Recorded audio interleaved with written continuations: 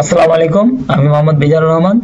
নবম ও দশম শ্রেণীর তথ্য ও যোগাযোগ প্রযুক্তি বইতে অন্তর্ভুক্ত অ্যাডোবি ফটোশপের কোর্সে KEN এর পক্ষ থেকে সবাইকে স্বাগত জানাচ্ছি। বাংলায় ফটোশপ নবম ও দশম শ্রেণীর জন্য পর্ব ৮।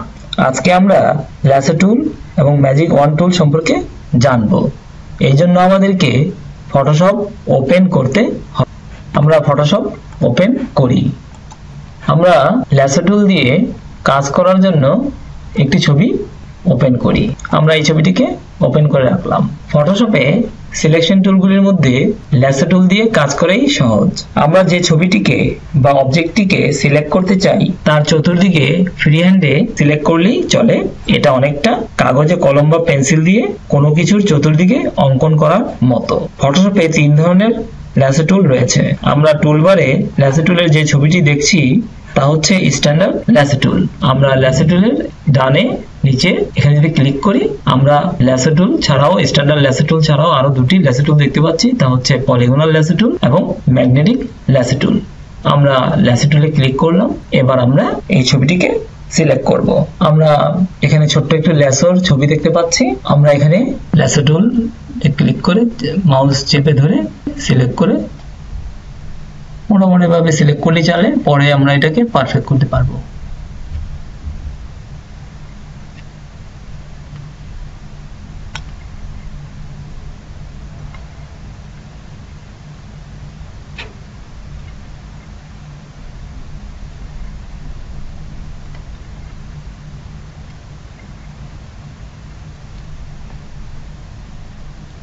আমরা যেখানে শুরু হয়েছে সেখানে এসে মাউসটাকে ছেড়ে দিলাম। আমরা যদি যেখান থেকে শুরু করেছি সেখানে না এসে হঠাৎ ছেড়ে দিই তাহলে ল্যাসো টুল স্বয়ংক্রিয়ভাবে একটি সরল রেখা দিয়ে অবজেক্টটিকে আবদ্ধ করে নেবে।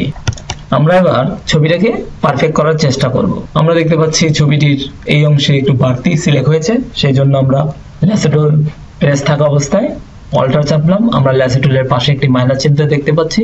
এবার আমরা এটাকে সঠিকভাবে সিলেক্ট করার চেষ্টা করব এবং সিলেক্ট করে এভাবে এখানে ঘুরিয়ে আনবো। তাহলে এটা আবার দেখতে পেলাম এটা ভিতর দিকে চলে গেছে, সেজন্য শিফট চেপে আমাদেরকে এটা পারফেক্ট করতে হবে। প্রান্ত বরাবর সিলেক্ট রেখে এখানে আবার যেখান থেকে শুরু করেছি সেখানে আনলে আমাদের মোটামুটি এখানে এই অংশটুকু সিলেক্ট হয়ে গেছে। এভাবে একবার অল্টার এবং শিফট চেপে আমরা ছবিটির সিলেকশন পারফেক্ট করতে পারি। আমরা সিলেকশন থাকা অবস্থায় সিলেকশনের ভিতরে মাউস ক্লিক করে আমরা এটাকে সিলেকশনটাকে সরাতে পারি। এই সিলেকশন থাকা অবস্থায় এই সিলেকশনটিকে কালার দিয়ে ফিল করতে পারি। আবার কালার দিয়ে ফিল করা অবস্থায় সিলেক্ট করে পুনরায় অন্য কালার দিয়ে করতে পারি। সেই কাজটা আমরা এখন দেখব। আমরা এটাকে ফিল করব। প্রথমে ফরগ্রাউন্ড দিয়ে ফিল করব, সেই জন্য আমাদেরকে এডিটে ক্লিক করলাম, ফিলে ক্লিক করলাম। এখানে ফরগ্রাউন্ড সিলেক্ট করা আছে, এখানে অপাসিটি 100% আছে। এটাকে আমরা 50 করে নিলাম, ওকে দিলাম। ফরগ্রাউন্ডের কালারে সিলেকশনটি সিলেক্ট হয়েছে দেখতে পাচ্ছি। পুনরায় সিলেকশনের মাঝখানে চেপে ধরে এখানে আমরা এটাকে ক্লিক করে নিয়ে আসলাম। আমরা এবার এটাকে পুনরায় ফিল করব, এডিট ফিল, অপাসিটি 50%। এবার আমরা এটাকে ব্যাকগ্রাউন্ড কালার করব, ওকে দিলাম এবং এটার ব্যাকগ্রাউন্ড কালারে 50% হয়েছে। পুনরায় সিলেকশন থাকা অবস্থায় আমরা এটাকে সরিয়ে নিলাম। এবার আমরা পুনরায় এটাকে ফিল করব, ফিল। এবার আমরা এটাকে কালার, এখান থেকে যে কোনো কালারকে আমরা সিলেক্ট করতে পারি। আমরা এই সবুজ কালারটাকে সিলেক্ট করলাম। আর অপাসিটি বলতে রঙের ঘনত্ব বোঝাচ্ছে। এখানে 100% মানে সেই রঙের পূর্ণ ঘনত্ব। আমাদের এখানে 50% দিয়েছি, ক্লিক করলাম, আমরা সেটার কালার হওয়া দেখলাম। এবার আমরা পলিগনাল ল্যাসো টুলের কাজ দেখব। সেই জন্য আমাদের পলিগনাল ল্যাসো টুলে আমরা ক্লিক করলাম। এই ছবিটিকে আমরা ক্লোজ করে দিলাম। আমরা এই ছবিটিকে ওপেন করলাম। পলিগনাল ল্যাসো টুল দিয়ে আমরা স্ট্রেট লাইন যুক্ত যে কোনো অবজেক্ট বা এরিয়াকে সিলেক্ট করতে পারি। যেমন আমরা এই ছবিটি সিলেক্ট করার জন্য প্রথমে এখানে একটা ক্লিক করে একটা অ্যাঙ্কর পয়েন্ট তৈরি হলো। পুনরায় ক্লিক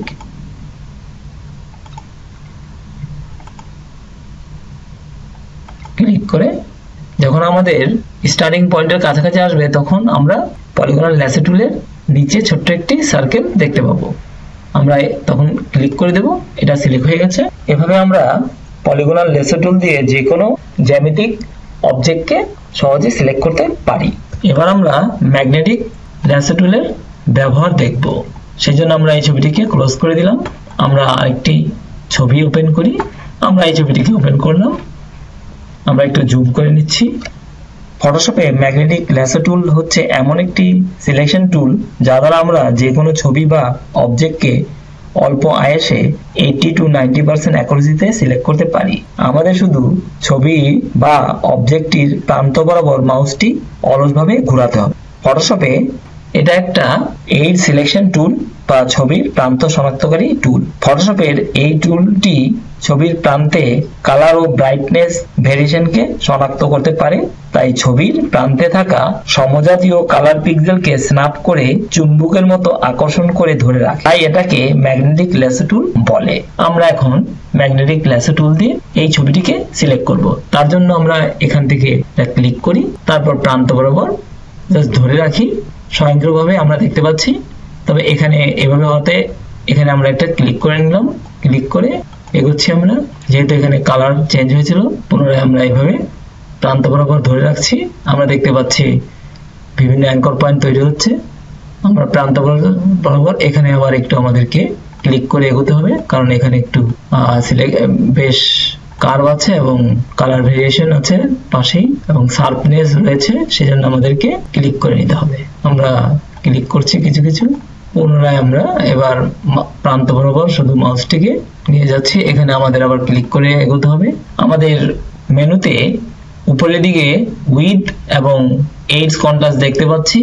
ফ্রিকোয়েন্সিতে 57 রয়েছে, এখানে আমরা এটা দেখতে পাচ্ছি। এরকম করাতে আমাদের এখানে সিলেকশনটা বেশ নষ্ট হয়ে গেছে। সেই জন্য আমরা এটাকে পুনরায় ঠিক করার জন্য ব্যাক স্পেস দিয়ে আমরা এভাবে ঠিক করতে পারি। এটাকে ব্যাক স্পেস দিলে ধীরে ধীরে যেখানে আমাদের ছিল সেখানে এটা আসতে পারে। এভাবে আমরা করতে পারি। তাহলে ওইভাবে মেনুতে টুলে যাওয়ার জন্য, টুল অপশনে যাওয়ার জন্য আমাদের খুব এটা যাওয়া যাবে না। সেজন্য আমরা কিবোর্ডে আমরা যদি এখানে লেফট থার্ড ব্র্যাকেটে চাপি তাহলে আমরা উইথ পিক্সেল 4 এবং কমছে। আবার যদি রাইট ব্র্যাকেট থার্ড ব্র্যাকেট চাপি তাহলে পিক্সেল বাড়ছে দেখতে পাচ্ছি। উইথ হিসাবে 10 হলো এবার। আর এখানে কালার কন্ট্রাস্টকে বাড়ানো বা কমানোর জন্য আমরা দেখতে পারি যে এখানে আমরা যদি পয়েন্ট চাপি তাহলে বাড়ছে, আবার যদি আমরা কমা চাপতে থাকি তাহলে কমবে। আর এখানে আমাদের যখন আমরা ম্যাগনেটিক ল্যাসো টুলকে সিলেক্ট করেছি সেখানে যদি আমরা ক্যাপস লককে চেপে নেই তাহলে এখানে আমাদের একটা সার্কেল তৈরি হয়। এই সার্কেলের উইথই এখন এই মুহূর্তে 10 আছে। আমরা এটাকে যদি আবার কমাতে চাই তাহলে লেফট ব্র্যাকেট থার্ড ব্র্যাকেট এই কমছে। এভাবে কমিয়ে বাড়িয়ে আমরা অর্থাৎ কতটুকু স্ন্যাপ করবে তার এরিয়া নির্ধারিত হয় এই সার্কেলের উপর ভিত্তি করে। আমরা একটু কমিয়ে নিচ্ছি লেফট থার্ড ব্র্যাকেট দিয়ে। এবার আমরা আবার কাজ শুরু করছি। একটু ক্লিক করে এগোচ্ছি। এবার আমরা শুধু প্রান্ত বরাবর মাউসকে নিয়ে যাচ্ছি। আমরা যখন স্টার্টিং পয়েন্টে আসবো এটা আমরা এই মুহূর্তে ম্যাগনেটিক ল্যাসো টুলে পরিণত হয়ে দেখতে পাচ্ছি। ক্লিক করলাম, অবজেক্টটি সুন্দরভাবে সিলেক্ট হয়েছে। এটাকে আমরা আরো পারফেক্ট করার জন্য সেই ল্যাসো টুলে আমরা যেভাবে অল্টার এবং শিফট চেপে কাজ করেছিলাম সেইভাবে আমরা এটাকে সিলেক্ট করতে পারি। আমরা অবজেক্ট সিলেক্ট করে এটাকে অন্য ছবিতে কপি পেস্ট করতে পারি কিংবা মুভ টুল দিয়ে সরিয়ে অন্য ছবিতে স্থাপন করতে পারি। এভাবে আমরা আজকে ল্যাসো টুলগুলির সম্পর্কে জানলাম। এবার আমরা ম্যাজিক ওন টোন সম্পর্কে জানবো। ছবিটিকে কেটে দিলাম। ছবির ব্যাকগ্রাউন্ডকে চেঞ্জ করার জন্য এই টুল ব্যাপকভাবে ব্যবহৃত হয়। আমরা একটি ছবি ওপেন করি। আমরা এই ছবিটিকে ওপেন করলাম। আমরা ম্যাজিক ওন টুলে ক্লিক করলাম। এবার ছবি ক্যানভাসে এসে ক্লিক করলাম। আমরা এই ফুলের বাইরে অংশটুকু সিলেক্ট অবস্থায় দেখতে পাচ্ছি। এই অবস্থায় আমরা এটাকে এটা ছবির ব্যাকগ্রাউন্ড চেঞ্জ করার জন্য এইটি ক্লিক করব।